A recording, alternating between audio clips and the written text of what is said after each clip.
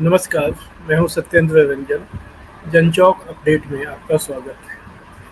आज हम बात करेंगे संसद में जो राष्ट्रपति के अभिभाषण पर चर्चा हुई दोनों सदनों में, और उसके बाद दोनों ही सदनों में प्रधानमंत्री ने उसका जो जवाब दिया।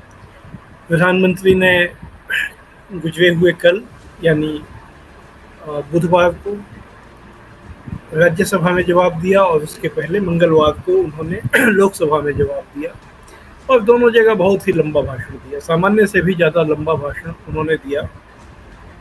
लेकिन पूरे भाषण को अगर सुना जाए गौर से, तो उसमें उन्होंने क्या कहा, कोई नई बात कही। नई बात की अपेक्षा इसलिए थी क्योंकि वो एक नए कार्यकाल के लिए प्राइम मिनिस्टर बने हैं। तो एक नया कार्यकाल में उन्होंने किस कार्यक्रम के साथ, किस संकल्प के साथ शुरुआत की है। देश के लोग उनसे जो यह सुनना चाहते थे, सुनने के लिए जिन्होंने इतना लंबा धीरज दिखाया, उन्हें बेशक निराशा हाथ लगी होगी। क्योंकि प्रधानमंत्री का जो भाषण था, वो भाषण पिछले 10 साल से, यानी इसके पहले जो 10 साल के उनका कार्यकाल रहा, उसमें जो राष्ट्रपति के अभिभाषण पर भाषण देते रहे, उससे बहुत अलग नहीं था। कुछ सेट फॉर्मूले हैं प्रधानमंत्री जी। राष्ट्रपति के अभिभाषण पर जब वो जवाब देते हैं उस समय के लिए एक सेट फॉर्मूला है कि वो राहुल गांधी को खासकर निशाना बनाते हैं, कांग्रेस को उससे एक बड़े दायरे में निशाना बनाते हैं, वो देश में क्या क्या नाकामियां रहीं आज़ादी के बाद उसका जिक्र करते हैं, और उन सब की जिम्मेदारी वो पंडित नेहरू, जवाहरलाल नेहरू तक ले जाते हैं। तो वो नेहरू जी से लेकर राहुल गांधी तक, यानी अगर हम लोग नेहरू गांधी परिवार के भीतर देखें, तो वो उसमें किसी को बख्शते नहीं हैं, वो सबको निशाना बनाते हैं। राहुल गांधी को निशाना बनाने का न सिर्फ प्रधानमंत्री का, बल्कि अगर हम लोग पूरे बीजेपी का जो इकोसिस्टम है उसका अगर हम लोग थीम देखें, तो वो थीम ये रहता है बताने का कि राहुल गांधी एक अविकसित दिमाग के आदमी हैं। और ये जो वो लोग कहते भी हैं पार्टी के लीडर की, राहुल गांधी की जो उम्र है, उनका दिमाग का उसके हिसाब से विकास नहीं हुआ है। प्रधानमंत्री ने इस बार उसको बालक बुद्धि कहा, बालक बुद्धि के रूप में चित्रित किया। यानी संदेश ये देने की कोशिश होती है कि राहुल गांधी दिमाग से अभी भी बच्चे हैं, और जो बच्चा है वो तो कुछ अपनी बातें बालपने में करता है, उस पर बहुत ध्यान देने की आवश्यकता नहीं। राज्यसभा में उन्होंने परोक्ष रूप से सोनिया गांधी को भी निशाने पे लिया। उसमें उन्होंने कहा कि सोनिया गांधी जो हैं, उन्होंने कहा कि ये लोग ऐसे लोग हैं कि जब चुनाव हारने की बारी आई तो एक दलित को आगे कर दिया, यानी खड़गे साहब को, मल्लिकार्जुन खड़गे को, ताकि जो हार की जिम्मेदारी, जो ठीकरा है, वो एक दलित नेता के सिर पे फूटी। और इसी तरह की बातें उन्होंने की। फिर वो कुछ बड़े दावे करते हैं, और वो दावे जो हैं 5 साल पहले उसमें एक नयापन था, 10 साल पहले और भी ज़्यादा नयापन था, लोग उस पर यकीन करते थे। अब वो 10 साल में सारी चीज़ें लोग उसको देख चुके हैं। तो इस बार का भाषण सुनने के बाद वो ऐसा लगा कि जो नैरेटिव सेट करने का जो एक प्राइम मिनिस्टर ने कौशल हासिल कर रखा था, कि वो एक नैरेटिव सेट कर देते हैं और बाकी लोग उसी पर रिस्पॉन्ड करते हैं, वो उनकी क्षमता अब काफ़ी कमज़ोर पड़ चुकी है, अगर पूरी तरह से चूक नहीं गई है। क्योंकि इस बार उनके भाषण को लेकर कोई भी वैसा नैरेटिव सेट हुआ नहीं जिससे कि सभी लोग उसी के ऊपर उसका जवाब देते हुए, या उन्होंने जो बातें कह दी उसको लेकर वो अपने तथ्य ढूंढ कर और उसको सामने लेकर आते हुए दिखें, और उसमें वो अपनी पूरी एनर्जी लगा दें। तो एक ऐसा लगा कि प्राइम मिनिस्टर ने जो कंटिन्यूटी का, इसीलिए निरंतरता का जो एक अपना थीम बनाया है तीसरे कार्यकाल में, संभवतः इसलिए बनाया है कि उनके पास कोई नई बात कहने के लिए बची नहीं है, कोई नैरेटिव सेट करने के लिए उनके पास कोई नए पहलू नहीं है। राहुल गांधी को इतना ज़्यादा डेमोनाइज किया जा चुका है, कांग्रेस को, जवाहरलाल नेहरू को, जो 70 साल में कुछ नहीं हुआ, ये सारी बातें इतनी ज़्यादा बार दोहराई जा चुकी हैं कि अब ये अपना असर खो चुकी है। अब ये असर कैसे खो गया है, ये हमने चुनाव नतीजों में भी देखा। क्योंकि जिन आधार पर, और फिर हिंदुत्व का जो एजेंडा है उसके आधार पर फुलवाइज करके बीजेपी जो अपना लगातार आधार फैलाते जा रही थी, उसके वोट बढ़ते जा रहे थे, उस पर इस बार विराम लग गया। इस बार बल्कि अगर बीजेपी के राष्ट्रीय वोट परसेंटेज को देखें तो उसमें 1% की गिरावट आई। यानी ये जो सारी स्ट्रेटजी है ये अब सिकुड़ने लगी और इसका असर हम लोग महसूस कर रहे हैं। शायद ये एक ऐसा सही मौका है, हो सकता है, जिस समय जो वैकल्पिक नीति वाला अगर कोई विपक्ष हो देश में, तो वो अपर हैंड ले सकता है और वो देश का नैरेटिव सेट कर सकता है। ये जो नैरेटिव सेट करना पॉलिटिक्स में बहुत इंपॉर्टेंट होता है कि कथानक के सूत्र किसके हाथ में है, किसकी बात पर चर्चा हो रही है, लोग किसकी बात पर ध्यान दे रहे हैं।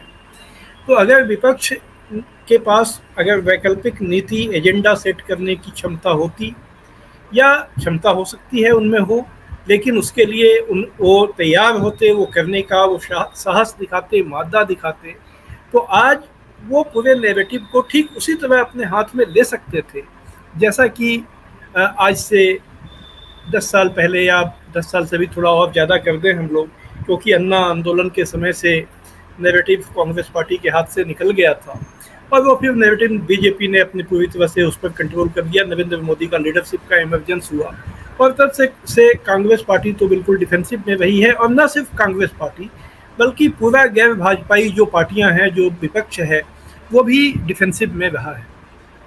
लेकिन अब उनके पास संभवतः ये मौका है जिस समय कि वो आक्रामक रूप अपना सकते हैं। अब संसद में उन्होंने अपना आक्रामक रूप दिखाया, लेकिन आक्रामक रूप उन्होंने नीति और कार्यक्रम के सवाल पोल पर नहीं, बल्कि आप कह सकते हैं कि वो एक कटाक्ष करने में, बीजेपी को ताना देने में कि देखो तुमको हमने रोक दिया, तुमने 400 पार की बात की थी, तुम 240 से आगे नहीं बढ़ पाए, हम अयोध्या में हमने हरा दिया, राम से जुड़े हुए जो स्थल हैं, जो श्रावस्ती है, चित्रकूट है, बल्कि राम के नाम से जो जुड़े हुए जगह हैं, रामटेक, रामपुर, नासिक, सभी जगहों पर हमने तुम्हें हरा दिया। बात ठीक, इसमें तो ये तो तथ्य है कि इस चुनाव में इन सभी जगहों पर बीजेपी हार गई। लेकिन यह नैरेटिव सेट करना नहीं होता। ये विपक्ष ने ताना दिया, कटाक्ष किया, अपने जो एक भावनात्मक रूप से बीजेपी के ऊपर में अटैक किया, ये बातें अपनी जगह समझी जा सकती हैं। पिछले 10 साल में जिस तरह की परिस्थितियां रही हैं और विपक्ष जिस तरह से उसको डिफेंसिव मूड बनाने, डिफेंसिव स्टैंड लेने के लिए उसको मजबूर किया जाता रहा है, उसके बीच ये विपक्षी नेताओं को अपने लिए मौका महसूस हुआ और उन्होंने एक तरह का आक्रामक रूप संसद में दिखाया। आप किसी भी नेता को ले लें, राहुल गांधी से शुरू करके राज्यसभा में मल्लिकार्जुन खड़गे साहब को हम लोग ले लें, अखिलेश यादव को ले लें, महुआ मोइत्रा को ले लें, डीएमके के नेता ए राजा, और विपक्ष के एक एक नेताओं का नाम लिया जा सकता है जो बड़े ही इस बार कॉम्बैटिव मूड में थे, बहुत ही वो हमला करने के मूड में थे। लेकिन हमला जो उन्होंने किया, वो हमला या तो प्रधानमंत्री मोदी के दावों पर किया, उनके लीडरशिप पर किया, बीजेपी पार्टी का जो हिंदुत्व का एजेंडा है उसके ऊपर किया। लेकिन विपक्ष देश को क्या एजेंडा देना चाहता है, ये सवाल अपनी जगह उसका कोई जवाब नहीं मिला। देखिए, ऐसी बात खुद कांग्रेस के इकोसिस्टम से कही गई है। सोशल मीडिया पर उनके समर्थकों ने कहा है कि राहुल गांधी अब शैडो प्राइम मिनिस्टर है, और ये बात सही है, क्योंकि अगर हम लोगों ने ब्रिटिश प्रणाली को लिया है, ब्रिटेन में जो मुख्य विपक्षी पार्टी होती है वो एक शैडो सरकार बनाती है, छाया सरकार बनाती है, शैडो गवर्नमेंट बनाती है। बाकायदा वो पूरी एक सरकार की शक्ल में होती है, जो विपक्ष के नेता हैं वो उसको लीड करते हैं, और उसमें सभी विभागों के मंत्री नियुक्त किए जाते हैं जिनका काम सरकार के किस रूप में परफॉर्म कर रही है उस पर नज़र रखना और रोज़मर्रा के स्तर पर उसकी आलोचना जनता के सामने पेश करना, उसकी कमियां बताना, और साथ साथ यह बताना कि हम होते तो यहाँ पर क्या करते।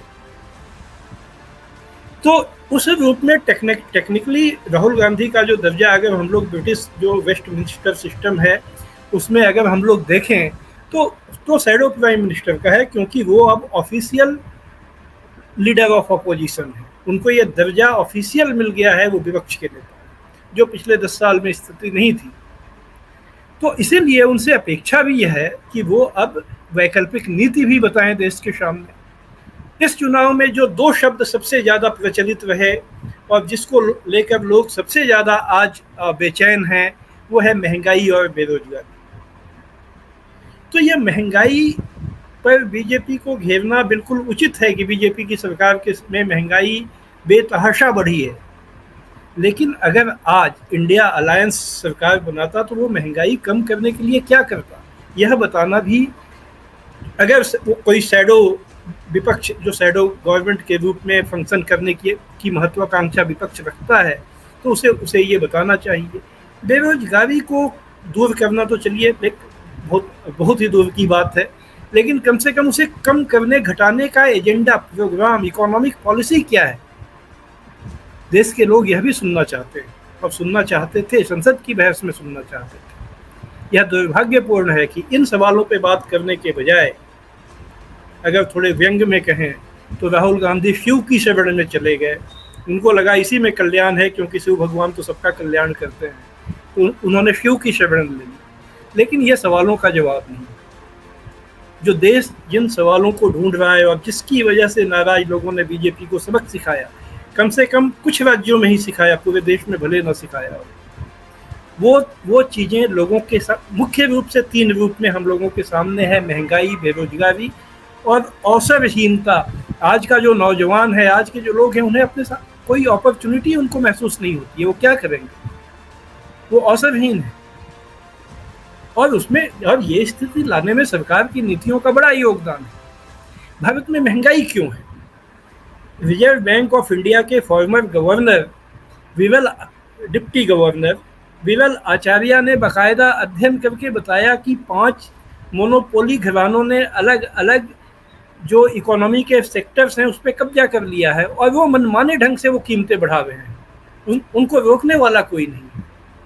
इस सवाल का विपक्ष के पास क्या जवाब है, लोग यह सुनना चाहते थे। बेरोजगारी की परिस्थितियां जो बनी हैं, अंधाधुंध निजीकरण, सारे सेक्टर्स को जो है वो मोनोपोली घराने को सौंप देना, और चूंकि उसकी वजह से लोगों की आय घटी है, लोगों का उपभोग घटा है, तो ये जो पूंजीपति हैं उनको लगता है कि इन्वेस्टमेंट करने का कोई फ़ायदा नहीं है, क्योंकि अगर आप जो चीज़ बनाएंगे उसको खरीदेगा कौन? लोगों के पास खरीदने की क्षमता नहीं है। तो वो अपना पैसा वहाँ लगाने के बजाय शेयर मार्केट में लगाते हैं। आप देखिए, कल शेयर मार्केट 80,000 रुपये पहुँच गया, सेंसेक्स। कभी ये बात सोचना भी कल्पना से बाहर था, लेकिन अब वो 80,000 रुपये पहुँच गया। तो शेयर मार्केट से वो पैसा बनाते हैं, पैसे से पैसा बनाते हैं।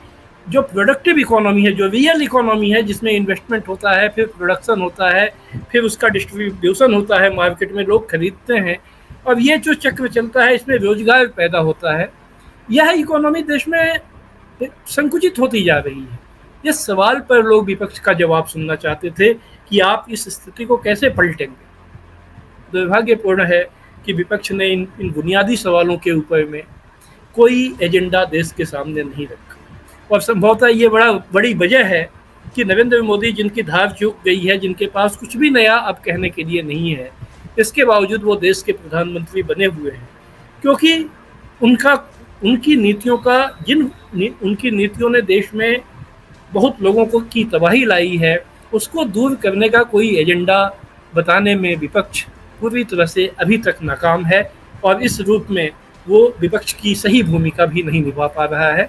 तो आज हम लोग अपनी चर्चा यहीं समाप्त करेंगे। आज की बात यहीं तक, फिर आपके पास आएंगे किसी नए विषय पर। आज नमस्कार।